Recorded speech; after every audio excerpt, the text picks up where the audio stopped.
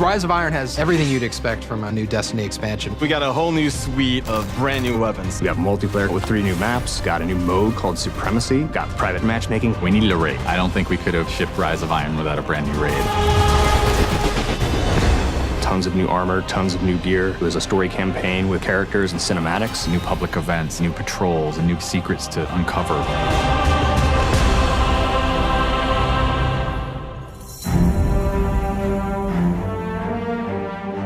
Rise of Iron's about looking at this story that's existed in the Destiny universe, this character, Lord Saladin. I am the lone sentry, and my watch is eternal. It's this journey to understand the past, what happened to these great heroes. The Iron Lords are gone, but our fight is far from over. And through that process, you're saving humanity, you're becoming an Iron Lord yourself, you're getting to wield a giant axe.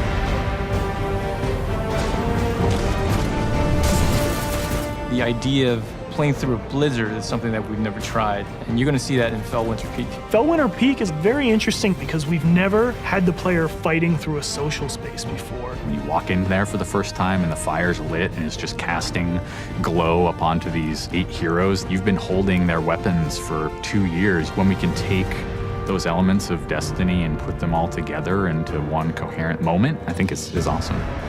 It is time to finish what I began so very long ago. Come, Guardian, help me give my friends the rest they deserve.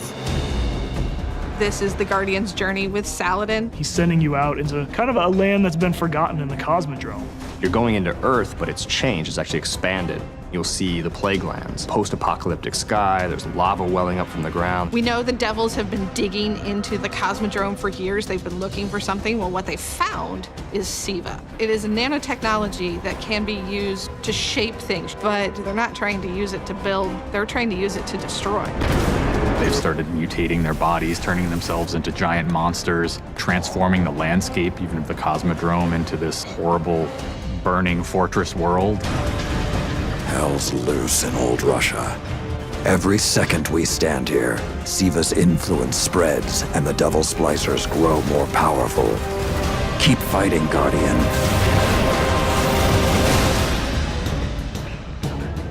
After the campaign finishes, you have patrols that really tell the story of this continued infestation in the land.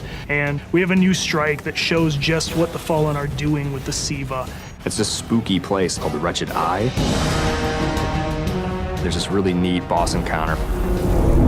A fallen captain has plucked an eye out of an ogre, affixed it to his weapon, and he's using that to sort of tase you out of your rat hole while this blind ogre just walks around trying to crush you.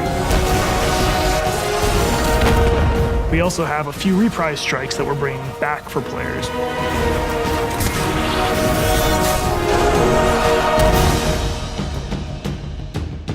We very consciously set out to create a journey.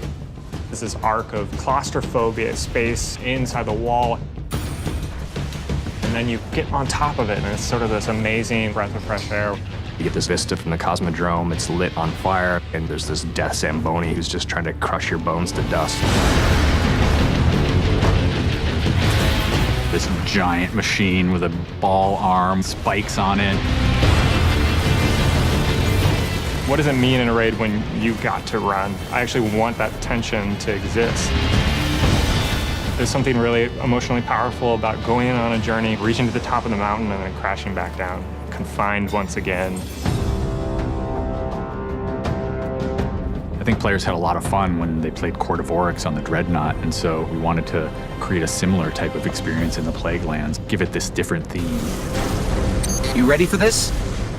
Almost Thunderdome, Mad Max kind of feel where you jump into the ring and the walls get closed off and then it's just fallen start pouring out. Here they come. And you get a giant flaming axe and you just start beating the crap out of guys.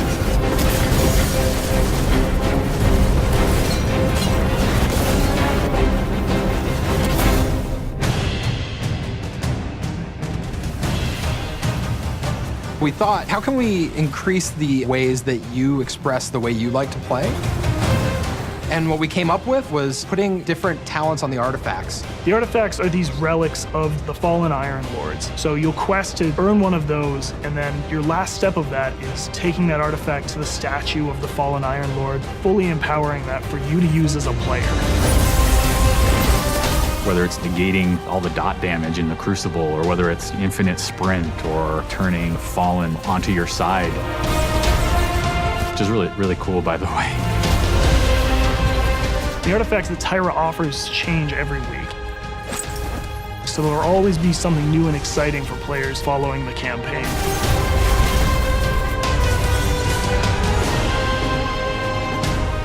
When you put snow, everyone thinks of pelts and cloaks and hoods. Wouldn't be a knight's tale without a knight's armor. When you look at the Iron Lords and you look at the Raid set, you look at the Iron Banner set, or you look at Trials of Osiris, they're all new with a much wider palette that players can pull from. And when you throw ornaments on top of all that, we're going to see a lot more variety in gear. So the ornament system is this really cool thing that lets you take some of your favorite pieces of gear and then you customize this weapon the way you want it to be. We got your raid weapons, we got your Iron Banner, we got new exotics, old exotics. Do you like sidearms? We got all the sidearms this time around. Galahorn, enough said. Coming to the Crucible and Rise of Iron is a new game type called Supremacy. Defeat your enemy, claim their crest. It's a fast-paced 6v6 game mode where every kill you get, Guardian drops a crest. Picking up the crest gives you points. Their glory goes to you, Guardian. It's a constant battle over picking up crests and making sure that you're with your team and not out of position. If you pick up an enemy crest, you deny the enemy those points. Excellent recovery. We have new maps. We always have new maps. There's Last Exit, lots of twists and turns, lots of really good close combat. Then there's Skyline, a Clovis Bray headquarters building on Mars. It's a symmetrical, large map. The last one is Floating Gardens, which is an open map. One thing we're really excited about in Rise of Iron is the introduction of private matches. Can't wait to see what people are going to do. They're going to go fire up whatever match they want, play with their friends, host tournaments, have fun arcadey games. They don't have to worry about our matchmaking stuff. They can do it all themselves.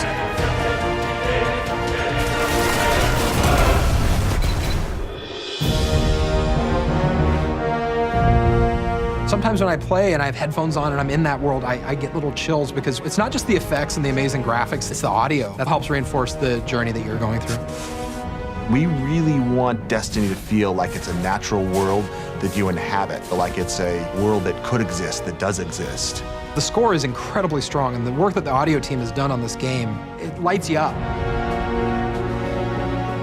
It becomes something bigger than just a mountain and just a fight. It becomes an experience, and you hopefully get lost in it. That sense of fun, that sense of adventure, that sense of the unknown, I want to see that translate to our fans and our players. When you see your character at the end of the campaign, I really, really hope that you feel triumphant and proud, like, wow, I'm becoming an Iron Lord.